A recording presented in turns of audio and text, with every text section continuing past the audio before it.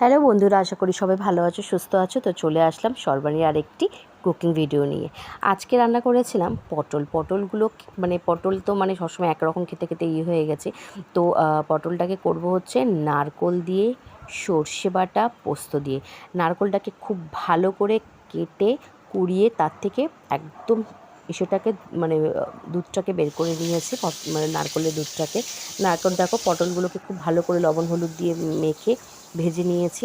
আর সাথে ছিল আলুগুলোকেও ভেজে নিয়েছি। আর এখানে দিয়েছি সর্ষে, পোস্ত, তারপরে হচ্ছে লবণ, হলুদ, 1 চামচ জিরের গুঁড়ো, 1 চামচ লঙ্কার গুঁড়ো দিয়ে ভালো করে সর্ষেটাকে আগে ভিজিয়ে রেখেছিলাম। আর এখানে পটল আর আলু ভাজার তেলটার মধ্যে আরেকটু সামান্য পরিমাণে সর্ষের তেল দিয়ে তার মধ্যে জিরে ফোড়ন দিয়ে দিলাম তেজপাতা ফোড়ন। তার মধ্যে ভেজে রাখা আলুগুলো দিয়ে দিয়েছি।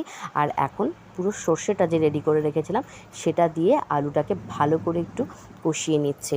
আর দেখো, সঙ্গে পটলগুলোকেও দিয়ে দিচ্ছি, কারণ সবই যেহেতু অলরেডি ভাজা, তাহলে আর বেশি কিছু কষানোর ব্যাপার নেই। আর যেহেতু সর্ষে বেশি মানে কষাতে গেলে কিন্তু তেতো হয়ে যাবে, তার জন্য একদম হালকা পরিমাণে।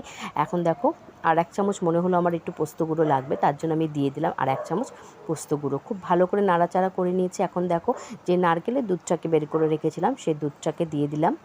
এত সুন্দর হয়েছিল, আর দারুণ একটা স্মেল বেরোচ্ছে, খুব সুন্দর একটা স্মেল বেরোচ্ছে। আর এখন দিয়ে দিলাম স্বাদ মতো চিনি। আমি 1 চামচ চিনি দিয়েছি, যে যেরকম পরিমাণে মিষ্টি খাও সে সেরকম পরিমাণে দেবে। এখন ওপর থেকে আমি কাঁচা লঙ্কা দিয়ে দিলাম আর একটু সর্ষের তেল দিয়ে দিয়েছিলাম। দেখো, খুব ভালো করে আমার কিন্তু ফুটে উঠেছে পটলটা, দেখতেই পাচ্ছ কালারটাও কিন্তু অসম্ভব সুন্দর এসেছিলো, খুবই সুন্দর হয়েছিল আর খেতেও খুব ভালো লেগেছিলো। যদি ভিডিওটা ভালো লাগে প্লিজ একটু লাইক কমেন্ট করে শেয়ার করো। টাটা।